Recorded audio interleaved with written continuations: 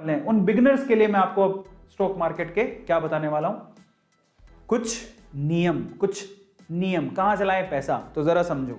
मैंने पहले भी आपसे डिस्कस किया है, अगर आप बिगिनर हो, पहली बार ही अगर आप स्टॉक मार्केट में पैसा लगा रहे हो, तो एक बात समझ लेना, आप जितना भी पैसा कमाते हो उसका 5 से 10% ही आपको शेयर मार्केट में रिस्क उठाना है। तो मैं आपको ये नहीं कह रहा हूं कि आपके पास बहुत सारा पैसा है तो आप सारा का सारा लगा दो, नहीं। आपके बहुत सारा पैसा है, सारा का सारा नहीं लगाने की जरूरत है। मतलब थोड़ा बहुत भी पैसा, जैसे 1000 रुपए भी है तो मैं बोलूंगा 100 रुपए मैं इन्वेस्ट करूंगा, 10%, बस इतनी सी रूल बना लो अपनी जिंदगी की। आपके पॉकेट में जितना पैसा है सोच लेना उसका 10% मेरे को शेयर मार्केट में डालना है, वो भी स्टडी करके। तो पहला रूल क्या है, don't want to put your whole money, नहीं, मैं इन्वेस्ट करूंगा 5 से 10%, that is of my income, जितना मेरे पास पैसा है उसका 5 से 10% ही मैं डालूंगा। पहला टिप, ठीक है, ज्यादा रिस्क नहीं उठाएंगे। दूसरा टिप क्या है, इन्वेस्ट करूंगा डिफरेंट कंपनीज में। ऐसा नहीं जो पैसा इकट्ठा हुआ तो मैंने एक ही कंपनी में सारा डाल दिया। कल को मान लो आपने पैसा इकट्ठा किया, 10,000 रुपए टोटल हो गए, तो 10,000 रुपए टोटल, अच्छा अरविंद सर ने बताया था हाँ हीरो मोटोकॉर्प बहुत अच्छी है, अरे हीरो मोटोकॉर्प के 2 शेयर भी नहीं आएंगे। बेटर है उन 10,000 को आप डिवाइड करो, 5 कंपनी सेलेक्ट करो और 5 कंपनी में 10,000 रुपए डालो आप। तो अगर कोई मुझसे पूछे कि मैं, अगर मेरे पास मान लो कि मैंने इकट्ठे किए 6 महीने में 10,000 रुपए, तो मैं ये 6 महीने में 10,000 रुपए, ऐसा नहीं कि मैं 10 के 10,000 रुपए एक ही कंपनी में डाल दूंगा, कभी नहीं करूंगा मैं ऐसा। अगर आपके पास 10,000 रुपए है तो आप उसको इन्वेस्ट करने के, आप क्या करना है, एटलीस्ट 4 या 5 कंपनी में अपने 10,000 रुपए डालो। उसमें से भी मैं क्या करता, सबसे पहले कोई ब्लू चिप वाला देखता कि जो मोस्ट स्टैब्लिश कंपनी है उसमें डालूं, जो काफी समय से है, समझ रहे हो। तो मैं कोशिश करता कि मैं एक शेयर जो है किसका खरीदता, मैं एक शेयर इसका खरीदता, हिंदुस्तान यूनिलीवर का, HU का, 2500-2300 रुपए का एक शेयर आता है, बट ये रहा ब्लू चिप कंपनी है, बहुत ही सेफ है आपके लिए, बहुत सेफ है। या रिलायंस का खरीद लेता, ठीक है, रिलायंस इंडस्ट्रीज की बात कर रहा हूं, मुकेश अंबानी वाली। और भी है, इंफोसिस में ले लेता, TCS में ले लेता, ये मेरी ब्लू चिप, एक शेयर में उसका खरीद लेता। TCS का शेयर भी बहुत महंगा है बट ये ब्लू चिप कंपनी। फिर मैं क्या करता, इसके अलावा मैं क्या करता, बैंकिंग सेक्टर में लेता, कुछ बैंकिंग सेक्टर के शेयर ले लेता, ICICI कंपनी में ले लिए, ठीक है, या फिर HDFC में ले लिए, या फिर SBI में ले लिए। और भी है जो आपको अच्छी लगती हो, आपके घर में सबके अकाउंट किस में है जरा पता कर लो, उनमें आप ले सकते हो। ऐसे करके मैं अपने ना पोर्टफोलियो को डाइवर्सिफाई करता। मैं अपने 10,000 रुपए एक साथ ही किसी कंपनी में नहीं लगाता। This is rule number 2। याद रखोगे कि आपके पास जितना भी पैसा है उसको आप डाइवर्सिफाई करो, एक साथ एक ही कंपनी में मत लगाओ। तीसरा, कंपनीज जो कि रेपुटेटेड है, जिनकी हिस्ट्री बहुत अच्छी है, जिनको आप बरसों से जानते हो, बरसों से आपने देखा है, उन कंपनीज में पैसा लगाओ। इंडियन ऑयल कौन नहीं जानता, भारत पेट्रोलियम, इंडियन ऑयल, ये SBI, Tata Motors, Reliance industries, ONGC, ITC, Hindustan Unilever, HP, ये सारी कंपनियां लिस्टेड है। ऐसी कंपनी में पैसा लगाओ बेसिकली जो सेफ है, समझ रहे हो, जो बहुत सालों से चलती आ रही है, जो कभी बंद नहीं हो सकती। ये तीसरा नियम। चौथा नियम, इन्वेस्टमेंट ब्लाइंडली कभी मत करो।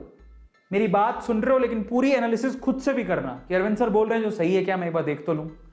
ऐसा नहीं अरविंद सर ने बोल दिया करना है, नहीं, मेरी बात को भी तोल लो। मैं आपसे कहूंगा कि मेरी राय है, ये मेरी पर्सनल राय है, लेकिन मैं आपको सीक्रेट बता रहा हूं क्योंकि मैंने भी कमाया है, मैंने पैसा बढ़ता देखा है, तो मैं आपसे शेयर कर रहा हूं। और ये गलत नहीं है, बिल्कुल सही है। तो आज मैं आपसे सीक्रेट खोल रहा हूं, लेकिन मैं आपसे फिर भी कहूंगा मेरी बातों को आप तोल लेना, जाओ अच्छे से रिसर्च करो। हो सकता है कि कहीं मुझसे गलती हो गई हो, अगर आप रिसर्च कर लोगे तो मेरी गलती करेक्ट कर दोगे। तो आप ब्लाइंडली किसी भी ट्रस्ट मत करो। ऐसे किसी ने बोल दिया हाँ वो शेयर बढ़ेगा, बहुत बर्बाद हुआ, ऐसे करके मत करना, अपनी रिसर्च करना, समझ रहे हो।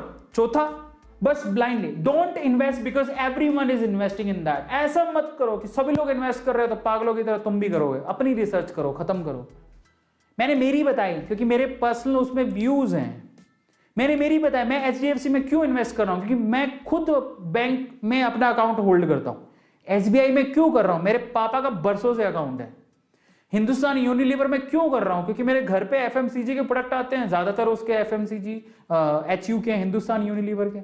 ITC में क्यों कर रहा हूं, क्योंकि मैं खुद देखता हूं, अगर कुछ कॉपी लेता हूं, कुछ पेन लेता हूं, ठीक है, घर पे ITC का आशीर्वाद का आटा आता है, घर पे आशीर्वाद का आटा आता है, ITC कंपनी का है। कॉपी में लिखते हो ITC की कॉपी है, वो खोल के देखो, समझ रहे हो। घर पे खुदा ना खास्ता किसी को सिगरेट पीने की आदत है तो वो ITC की सिगरेट है, और आईटीसी के बहुत प्रोडक्ट आते हैं, आईटीसी के खुद के 5 स्टार होटल्स भी हैं, तो आईटीसी और बहुत कुछ आता है, बिस्किट आते हैं आईटीसी के, इसलिए होल्ड करके रखा हूं मैं किसी कहने से होल्ड नहीं कर रहा हूं, ठीक है। उसके बाद जल्दी और हड़बड़ी में ना तो खरीदो ना ही बेचो, इतने एक्साइट मत हो ना ही सैड हो। मार्केट में हलचल चलती रहती है। 2008 में डिप आया था, मार्केट एकदम क्रैश हो गया था। ऐसे डिप आपको शायद 2000 कितने 16 में 2016-17 में डिप आया था। तो घबराओ मत, भागो मत। पता है जब डिप आती है ना, उस टाइम पे जो शेयर मार्केट को समझते हैं वो खुश हो रहे होते हैं, आहा हा अब आ गई अपॉर्चुनिटी। जो रिटेलर्स होते हैं ना, हमारे जैसे छोटे लोग डर जाते हैं कि पैसा निकाल के भागने लगते हैं। मैंने ये नियम तो सीखा है। मैं आपको मेरी पर्सनल राय बताता हूं। जब येस बैंक के, मैंने सबसे पहले येस बैंक के शेयर खरीदे थे, और आप बिलीव नहीं करोगे, मेरा येस बैंक वाले शेयर मुझे भयंकर घाटा लगा, तो मैं भागा नहीं, मैंने येस बैंक के शेयर बेचे ही नहीं।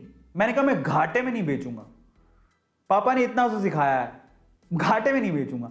बट एक चीज मैंने समझ ली कि अब येस बैंक में इन्वेस्ट नहीं करूंगा, अभी तो रुक के करूंगा, जो भी होगा आगे देखेंगे। येस बैंक को होल्ड पे रख दिया। मैं घबराया नहीं, ऐसा नहीं मैंने इन्वेस्टमेंट बंद कर दी, नहीं। मैंने क्या सोचा कि मुझे येस बैंक में जितना घाटा हुआ है ना, मैं पकड़ता हूं, स्टडी करता हूं, अच्छे शेयर पकड़ता हूं, उनकी रिसर्च की मैंने, उनमें मैंने इन्वेस्टमेंट बढ़ाई। पहली मेरी येस बैंक में इन्वेस्टमेंट सबसे ज्यादा थी, मतलब 5-6 शेयर में पैसा लगा था, उसमें येस बैंक में इन्वेस्टमेंट सबसे ज्यादा थी। मुझे दुख होने लगा कि मैंने इतना पैसा गवा दिया। बाद में मैंने क्या किया, आज मेरी जितनी इन्वेस्टमेंट है उसका मुश्किल से कोई 2% ही पैसा मैंने येस बैंक में लगा रखा है। पहले 50% था, मतलब पहले जितना मैंने पैसा लगा रखा था उसका 50% पैसा येस बैंक में लगा हुआ था। आज मेरा इतना बड़ा पोर्टफोलियो है कि उसका सिर्फ 2% पैसा ही येस बैंक में लगा हुआ है। तो हमें दुख नहीं होता, क्योंकि जितना मुझे घाटा हो रहा है उससे मैं 5 गुना ज्यादा कमा चुका हूं। Try to understand, learn the things. डरो मत, भागो मत। रिटेलर्स को भागना नहीं होता है, यहीं से तो बाकी लोग फायदा उठा जाते हैं और हम डर के भाग जाते हैं। ऐसा नहीं करना, तो डरने का नहीं। अब फाइनली आते हैं, अच्छे से रिसर्च कर लो। वॉरेन बफेट कहता है कि सारे प्रिंसिपल में मेन चीज ये है कि अच्छे से कंपनी की रिसर्च कर लो, फंडामेंटली स्ट्रॉन्ग है, सब कुछ अच्छा है, और सबसे इंपॉर्टेंट है जाओ पहले डीमेट अकाउंट खुलवाओ। बड़ी बड़ी बातें कर रहे हो, डीमेट अकाउंट है नहीं। बड़ी दुख की बात है यार, मैं यही नहीं समझ में आता डीमेट अकाउंट में लगता क्या है। एक अकाउंट पड़ा रहेगा, तुम्हें नहीं करना तो तुम रखो तो सही कम से कम अपने पास। कल को मान लो कि शेयर मार्केट में डिप आती है, कोई आपको कहता है यार वो शेयर बहुत अच्छा है, कल को तो तुम्हारे पास डीमेट अकाउंट ही नहीं है, तुम कहां से करोगे शेयर मार्केट में इन्वेस्टमेंट। खुद का डीमेट अकाउंट ही नहीं है। Demat account is a necessary account अगर आप वाकई में फाइनेंशियली ग्रोथ करना चाहते हो। तो जाओ अपने नॉर्मल अकाउंट के साथ डीमेट अकाउंट भी खुलाओ, बहुत इंपॉर्टेंट है। सबसे पहला काम आपको यही करना है, कुछ भी शेयर वेयर में जाओ डीमेट अकाउंट खुलाओ। Do like, share and subscribe to my channel. Support me. Thanks for watching.